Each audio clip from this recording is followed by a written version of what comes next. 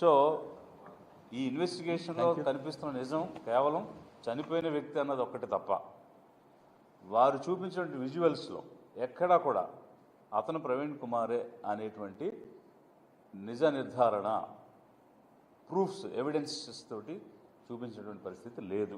ఇది ఒకవైపు అయితే ఈరోజు పోస్ట్మార్టం రిపోర్ట్ వచ్చింది. ఈ పోస్ట్మార్టం రిపోర్ట్ ఇప్పుడు పబ్లిక్ డొమైన్లో ఉంది, అందరికి అందుబాటులో ఉంది. ఇక్కడ వీరు ఏం రాశారంటే we are of the final opinion on cause of the death to our best of our knowledge and belief is that head injury and other multiple injuries associated with consumption of ethyl alcohol అన్నటువంటి దాన్ని వీరు ప్రస్తావించడం జరిగింది. మరి చాలామందికి చాలా postmortem report చూసినటువంటి అనుభవం కూడా ఉంటుంది. ఒక కలెక్టర్గా, ఒక సబ్ డివిజనల్ మ్యాజిస్ట్రేట్గా, ఇట్లా ఒక అడిషనల్ మ్యాజిస్ట్రేట్స్గా మేము కూడా చాలా పోస్ట్మార్టం రిపోర్ట్స్ మేము చూసాం గతంలో. అయితే ఎక్కడ కూడా కన్జంప్షన్ ఆఫ్ ఇథైల్ ఆల్కహాల్ అన్నది మరణానికి కారణం అని రాసినటువంటి రిపోర్ట్స్ అయితే మేము చూడలేదు. అది మొట్టమొదటి అంశం. అయితే రెండవది head injury and multiple injuries వల్ల మరణం సంభవించింది అని చెప్పుంటే ఓకే. అంటే హెడ్ ఇంజురీ అన్నదాంతో మొదలయ్యి దానివల్ల హెమటోమా కానీ అక్యూట్ హెమరేజ్ కానీ జరిగి ఆ రక్తస్రావం వల్ల అది ఆ కంపార్ట్మెంట్ అంటే స్కల్ అనేటువంటి ఒక కంపార్ట్మెంట్లో మెదడుకు దెబ్బ తగిలినప్పుడు వచ్చినటువంటి రక్తస్రావం, అది ఎక్కడికి వెళ్ళటానికి ఖాళీ లేనప్పుడు మెడలో అబ్లాంగేటర్ని హిట్ చేసి స్పైనల్ కార్డు మీదుగా వెళ్ళడము, ఇట్లాంటిది ఏదో జరిగి ఆ మెడలో అబ్లాంగేటర్ ఇన్ఫ్లుయెన్స్తో రెస్పిరేటరీ సిస్టమ్ ఆగి హార్ట్ అంటే ఊపిరాడక హార్ట్ ఆగిపోయి ఇలాంటిది ఏదైనా జరిగింది అని అంటే ఒక హెడ్ ఇంజురీ ఇన్ఫ్లుయెన్షియల్గా వచ్చిన మల్టిపుల్ ఇంజురీస్ ద్వారా జరిగింది అని అనుకోవడానికి ఒక అవకాశం ఒకవైపు ఉంది. అయితే ఆల్కహాల్ అనేటువంటిది కాజ్ ఆఫ్ డెత్ కింద ఏ విధంగా రాస్తారు ఈ డాక్టర్స్ అనేటువంటిది చాలా ఆశ్చర్యకరమైన విషయం. ఎందుకనంటే ఇప్పుడు హెడ్ ఇంజురీ వల్ల జరిగి ఉండొచ్చు, బట్ ఆల్కహాల్ తాగడం వల్ల చనిపోయాడు అది కారణం అని పనిగట్టుకుని రాసినట్టు ఉంది తప్ప కేవలం ఆల్కహాల్ తాగడం వల్ల చనిపోతే మరి ఈ దేశంలో ఎన్ని కోట్ల మంది చనిపోవాలి, అలాగే వెస్టర్న్ కంట్రీస్లో ఎంతమంది చనిపోవాలి, ఎంతమంది కేవలం ఆల్కహాల్ తాగి ఉంటే చనిపోయేటట్టయితే ఈ రాష్ట్రం యొక్క ఖజానా నిధులు కేవలం ఈ రాష్ట్రంలో ఉన్నటువంటి పేదలు చిన్న చిన్న పనులు చేసుకుని కూలీలు తాగడం వల్లే అత్యధిక నిధులు మన రాష్ట్రానికి వస్తున్నాయి.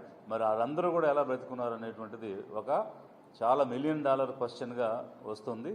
ఇందులో మరిన్ని అనుమానాలకు ఎందుకు దారితీస్తుందని చెప్పాల్సి వస్తుందంటే మొట్టమొదట వారు ఇచ్చినటువంటి రిపోర్ట్లో స్పెసిఫిక్గా ఏం రాశారంటే స్టమక్లో 120 ml ఫ్లూయిడ్ ఉంది. There are no suspicious odour like alcohol in the stomach. అంటే కడుపులో 120 ml ఫ్లూయిడ్ ఉంది, అందులో ఎలాంటి అనుమానాస్పదమైనటువంటి వాసన కానీ ఆల్కహాల్ కానీ లేదు అని స్పెసిఫిక్గా వీళ్ళే ప్రిలిమినరీ రిపోర్ట్లో ఇచ్చినారు. రెండవ రిపోర్ట్లో కూడా వారు ఏం రాశారు అని అంటే ఈ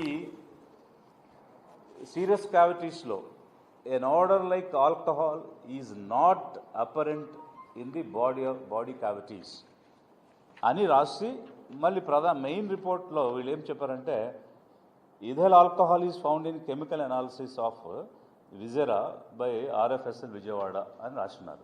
ఇప్పుడు జనరల్గా విజెరాలో ఉండేటువంటి విజరల్ ఆర్గాన్స్ కానీ సీరియస్ క్యావిటీస్ కానీ ఎలా ఉంటాయి అనే దాని గురించి కనుక చూస్తే ఈ visceral organs are the internal organs while serous cavities are fluid filled with spacious within the body that surrounded and protect these organs. So ఏదైతే వీరు ఈ పేజీలో సీరియస్ క్యావిటీస్లో నో ట్రేస్ ఆఫ్ ఆల్కహాల్ అని రాశారో అక్కడే మళ్ళీ విజరాలో కెమికల్ అనాలిసిస్లో ఆల్కహాల్ వచ్చిందని కాంట్రడిక్టరీగా వారి రిపోర్ట్లోనే రాస్తూ ఉన్నారు. ఇంకొక అంశం ఏంటంటే ప్రిలిమినరీ రిపోర్ట్లో ఒక ఆర్డర్ అంటే ఒక స్మెల్ కానీ ఆల్కహాల్ కానీ లేదని చెప్పినటువంటి డాక్టర్స్ ఫైనల్ రిపోర్ట్లో ఆల్కహాల్ ఉంది అందుకే చనిపోయాడని రాయడం, అసలు ఆల్కహాల్ అనే సబ్జెక్ట్ని ఎందుకు ఇంత హైలైట్ చేయాల్సి వచ్చింది, ఎందుకు దీన్ని తీసుకురావాల్సి వచ్చింది? మొదట మేము ప్రశ్నించిన దానిలో కూడా మొదటి ఇచ్చినటువంటి పోలీస్ అనాలిసిస్ వారి యొక్క ప్రెస్ మీట్ ద్వారా చెప్పిన అంశాల్లో ఎక్కడా కూడా ఆల్కహాల్ గురించి మెన్షన్ లేదు. వారు చూపించిన విజువల్స్లో తాగి వెళ్ళినట్టు లేరు. ఆ విజువల్స్ గురించి అడిగితే అవి వైరల్ అవుతున్న వాటితో మాకు సంబంధం లేదు, మేము ఇచ్చినవే అఫీషియల్ అని చెప్పారు.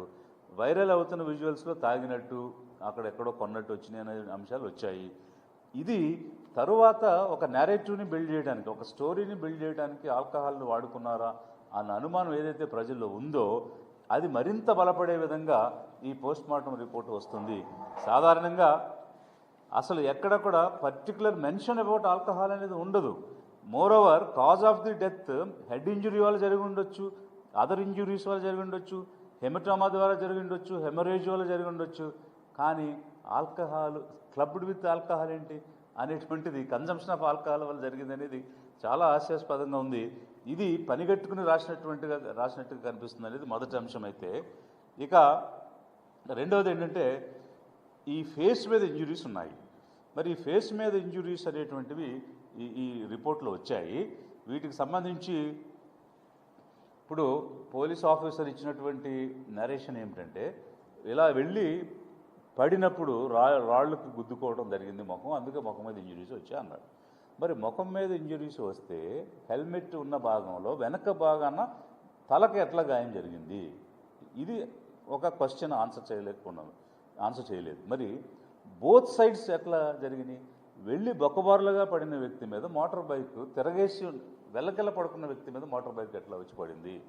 సో ఇప్పుడు మనము ఫిజిక్స్ వైపు ఆలోచించినా కూడా ఈ వెలాసిటీతో వెళ్తున్న వెహికల్ సడన్గా గుద్దుకున్నప్పుడు దాని మీద కూర్చున్న వ్యక్తి ఎగిరిపడేటువంటి అవకాశం ఉంటుంది.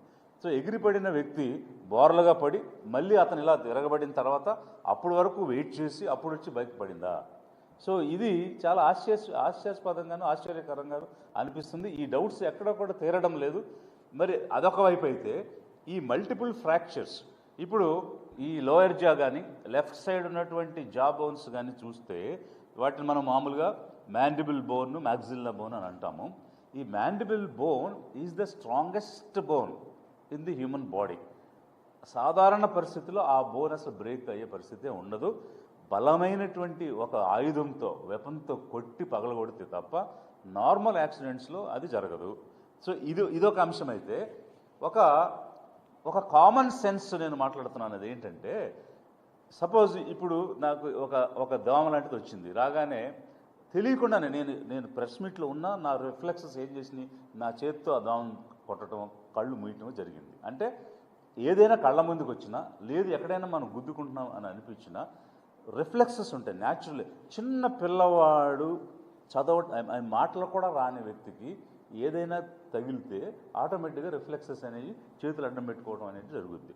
అలాంటిది మనిషి ఎగిరి పడుతున్నప్పుడు ఖచ్చితంగా చేతులు అడ్డం పెట్టుకునేటువంటి న్యాచురల్ రిఫ్లెక్సెస్